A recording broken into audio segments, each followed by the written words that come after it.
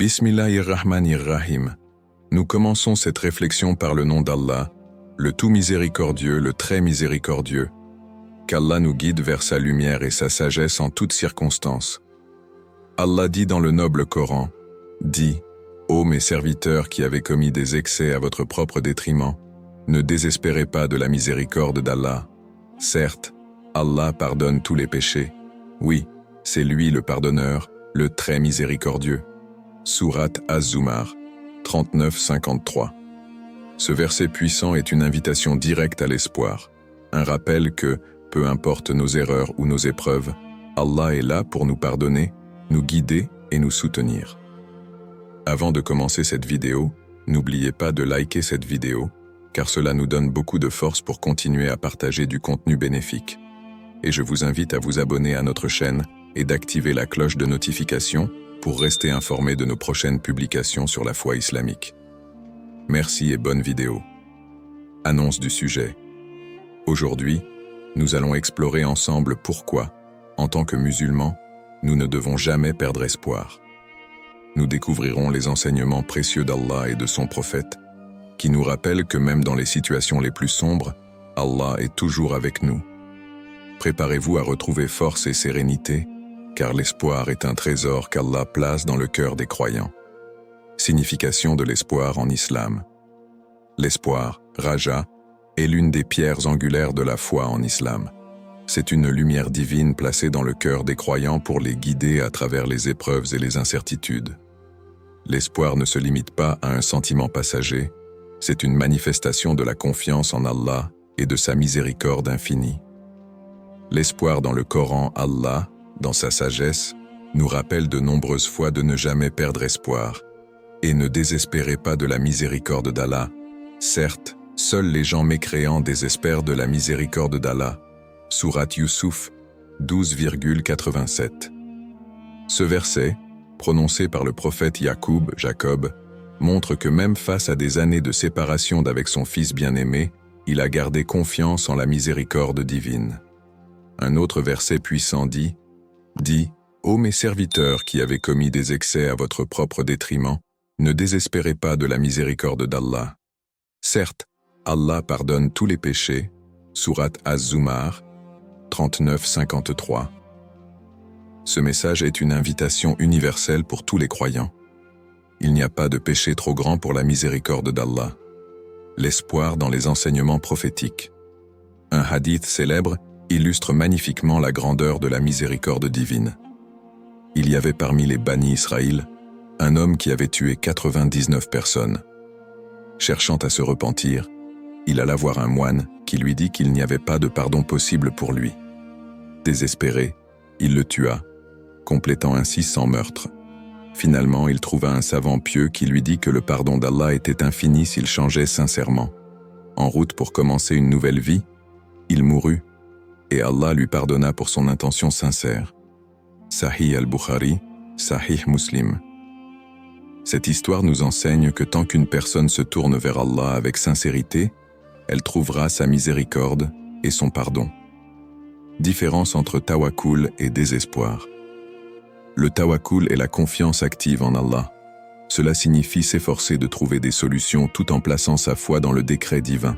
Par exemple, un musulman qui fait des efforts pour trouver un emploi tout en priant Allah pour lui ouvrir des portes pratique le tawakkul. Le désespoir, au contraire, est une forme de rejet de la miséricorde divine. C'est un état où l'on pense que son sort est scellé et que rien ne peut changer. Or, en islam, désespérer de la miséricorde d'Allah est un des plus grands dangers spirituels. L'espoir est une partie intégrante de notre foi. Il nous pousse à avancer, à chercher la guidance et à nous rapprocher d'Allah dans les moments d'épreuve. Garder espoir, c'est croire que, même dans nos faiblesses, Allah nous tend toujours sa main. Histoires inspirantes du Coran et de la Sunna. Les histoires des prophètes sont des trésors intemporels d'inspiration. Elles nous enseignent comment garder espoir même dans les situations les plus difficiles. Chaque récit nous montre la foi inébranlable des messagers d'Allah et leur confiance totale en sa miséricorde. Voici 3 histoires marquantes qui illuminent cette vérité. Premier, le prophète Yunus, Jonas, dans le ventre de la baleine. L'histoire du prophète Younous, paix sur lui, est l'une des plus poignantes concernant l'espoir en Allah. Après avoir quitté son peuple dans un moment de colère, pensant qu'il avait échoué dans sa mission, il fut avalé par une baleine. Se retrouvant dans l'obscurité totale, il réalisa son erreur et s'adressa à Allah avec une supplication qui devint un symbole d'espoir éternel. La ilaha illa anta, subhanaka, inni kuntu minaz zalimin. Il n'y a pas de divinité en dehors de toi, gloire à toi. J'ai été vraiment du nombre des injustes. Sourate Al-Anbiya, 21, 87. Allah accepta son repentir et le délivra. Cette histoire nous enseigne que, même dans les moments où tout semble perdu, tourner son cœur sincèrement vers Allah peut apporter la délivrance. 2. Le prophète Aïyoub, Job, et sa patience face aux épreuves. Le prophète Aïyoub, paix sur lui, est un exemple parfait de patience et d'espoir. Il fut frappé par des épreuves incroyables. Il perdit sa richesse, sa famille et sa santé, devenant gravement malade. Malgré tout, il n'a jamais perdu foi en Allah. Il invoqua humblement « Ô mon Seigneur, le mal m'a touché, mais tu es le plus miséricordieux des miséricordieux. » Sourate Al-Anbiya, 21, 83.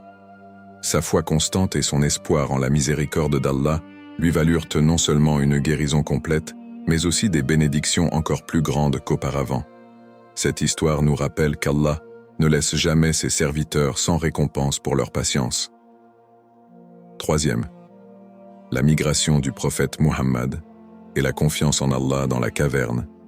Lors de la Hijra, le prophète Muhammad et son compagnon Abu Bakr, qu'Allah l'agrée, furent pourchassés par les Quraysh qui cherchaient à les capturer.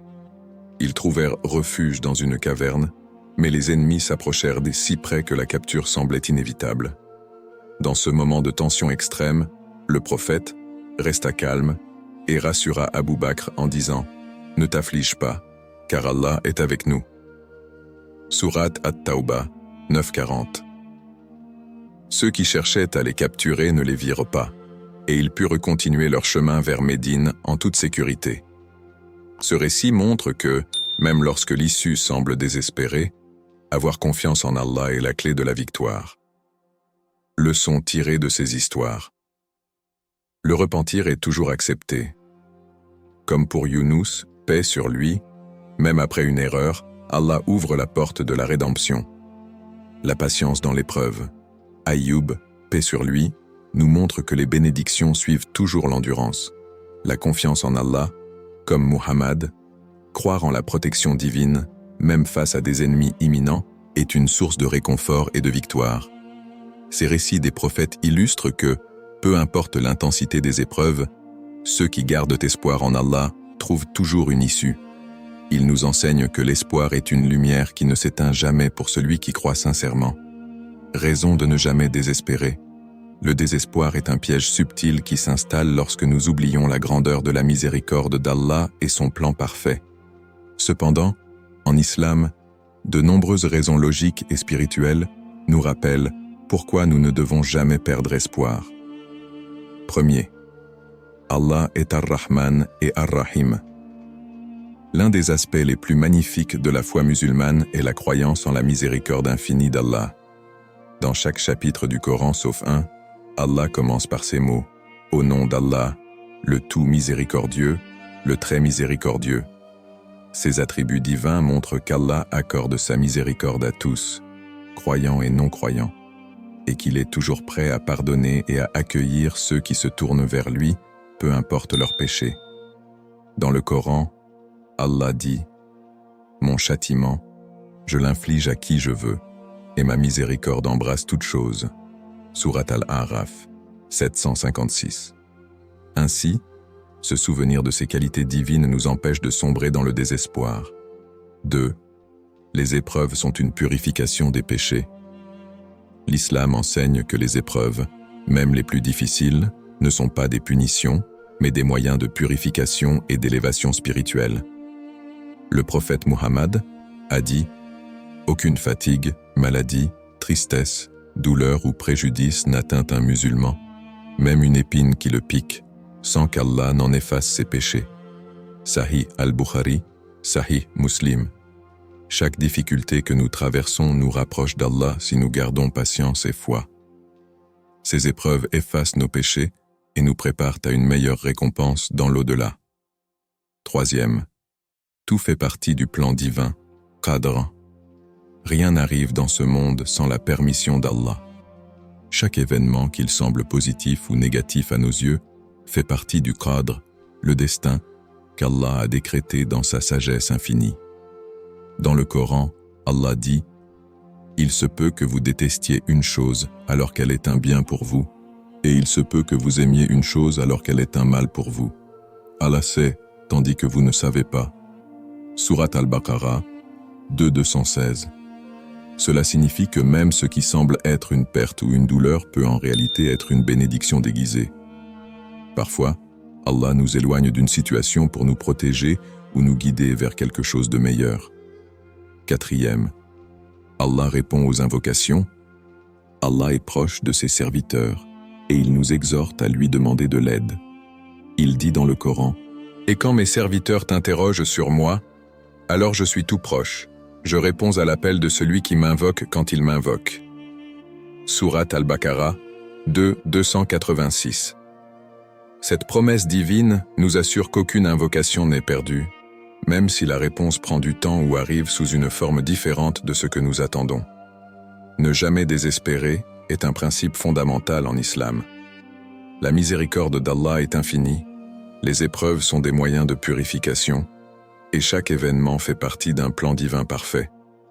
Garder espoir, c'est reconnaître que derrière chaque difficulté se cache une sagesse d'Allah qui œuvre toujours pour le bien des croyants.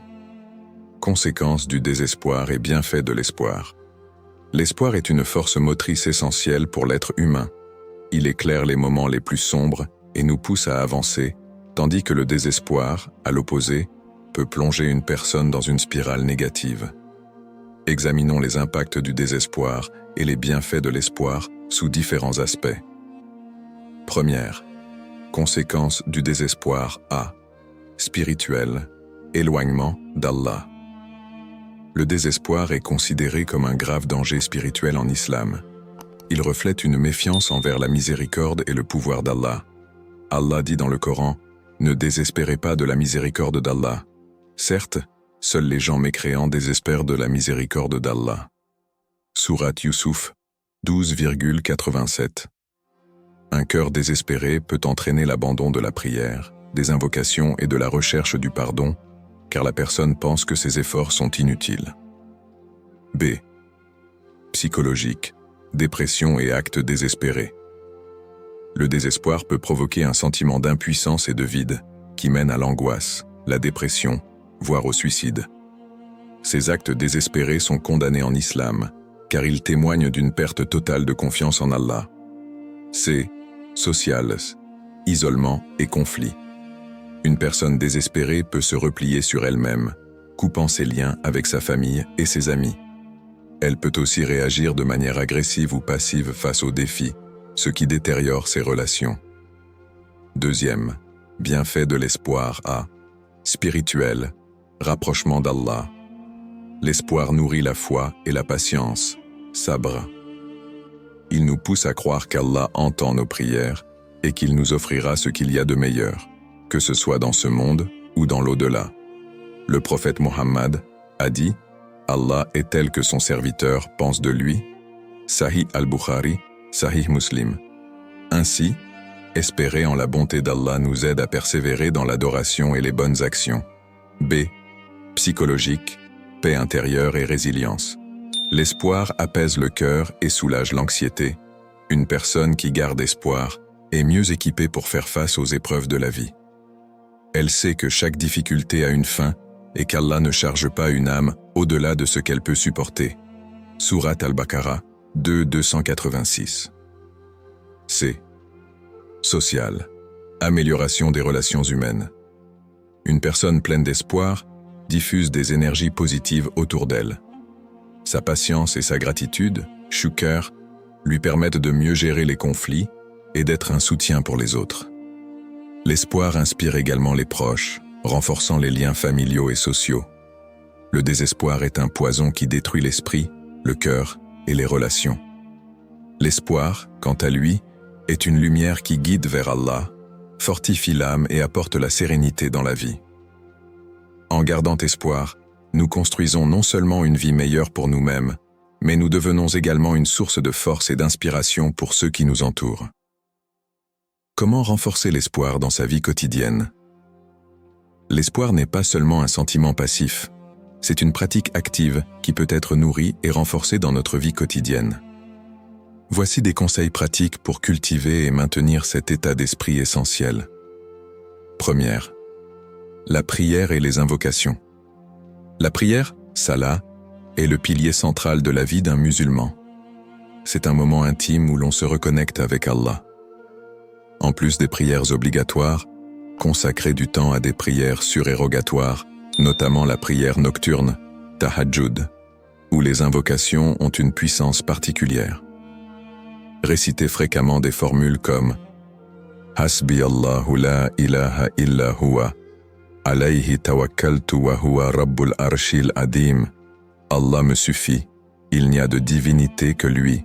En lui, je place ma confiance, et il est le Seigneur du trône immense. Ces paroles apaisent l'âme et renforcent la foi en la capacité d'Allah à tout gérer pour nous. Deuxième, méditez sur les noms d'Allah. Les noms d'Allah reflètent ses qualités infinies, et méditer sur eux nourrit l'espoir. Quelques exemples. Al-Wadoud, le tout-aimant. Allah aime ses serviteurs, même lorsqu'ils tombent dans l'erreur, tant qu'ils se repentent sincèrement. Al-Fatah, celui qui ouvre toutes les portes. Allah est capable d'ouvrir des voies là où il n'y avait que des obstacles apparents. Se rappeler qu'Allah est Ar-Rahman, le tout miséricordieux, et Ar-Rahim, le très miséricordieux, nous rappelle que sa miséricorde dépasse nos attentes. Troisième, se rappeler les bénédictions déjà reçues. L'un des moyens les plus efficaces de garder espoir est de se souvenir de toutes les fois où Allah nous a aidés dans le passé. Prenez un moment pour réfléchir à vos bénédictions, petites ou grandes, votre santé, votre famille, les opportunités qui se sont présentées à vous. La gratitude, shukr, renforce l'espoir. Le Coran dit « Si vous êtes reconnaissant, très certainement j'augmenterai mes bienfaits pour vous. » Sourate Ibrahim, 14:7. 4. Lire des histoires inspirantes. S'imprégner des récits inspirants d'autres musulmans ou des histoires des prophètes vous rappelle que l'espoir est la clé de la réussite. Par exemple, l'histoire de Younous, Jonas, dans le ventre de la baleine. La patience du prophète Ayoub, Job. Les récits contemporains de musulmans surmontant des difficultés grâce à leur foi. Ces histoires renforcent la conviction que l'espoir mène à la délivrance. 5e. Pratiquez la pensée positive et évitez les influences négatives. Entourez-vous de personnes qui vous encouragent et vous inspirent. Évitez les environnements toxiques ou les contenus qui renforcent le pessimisme. Faites également attention à vos pensées. Au lieu de vous concentrer sur ce qui manque, concentrez-vous sur ce qui est possible. 6. Prendre des actions concrètes. L'espoir s'accompagne de l'effort. Lorsque vous placez votre confiance en Allah, agissez également pour améliorer votre situation. Cherchez des solutions, apprenez de nouvelles compétences ou demandez conseil à des mentors. Comme le prophète Mohammed a dit « Attache ton chameau, puis place ta confiance en Allah. » Tirmidhi. 7. Répétez les paroles d'espoir dans le Coran. Lisez et méditez sur des versets qui renforcent l'espoir, comme « Ne désespérez pas de la miséricorde d'Allah » Sourate Az-Zumar, 39-53. Récitez ces paroles quotidiennement pour vous rappeler que l'espoir est un principe fondamental de la foi. Renforcer l'espoir est un effort quotidien. En priant, en méditant sur les noms d'Allah, en se rappelant les bénédictions et en s'entourant de positivité, vous construisez une forteresse spirituelle qui résiste au désespoir. L'espoir n'est pas une illusion, c'est une lumière divine qui guide le croyant à travers les défis de la vie. En résumé, rappelez-vous qu'Allah n'abandonne jamais ses serviteurs, même dans les moments les plus sombres. chaque épreuve, chaque difficulté, et même chaque chute sont des étapes vers un avenir meilleur. Allah est Ar-Rahman et Ar-Rahim, sa miséricorde est infinie, et il ouvre toujours une porte à ceux qui se tournent vers lui avec sincérité. Ne perdez jamais espoir. Faites de la prière votre refuge. Méditez sur les noms d'Allah. Et rappelez-vous que chaque souffle est une bénédiction et une opportunité. Gardez votre foi solide, car tout ce que vous traversez fait partie du plan divin. Je vous invite aujourd'hui à partager cet espoir autour de vous. Si cette vidéo vous a touché, n'hésitez pas à la partager avec vos proches, car un simple rappel peut changer une vie. Merci de m'avoir écouté jusqu'à la fin. Qu'Allah illumine vos cœurs et vous guide toujours vers ce qui est le mieux pour vous, ici-bas et dans l'au-delà. Assalamu alaikum wa rahmatullah wa barakatuh.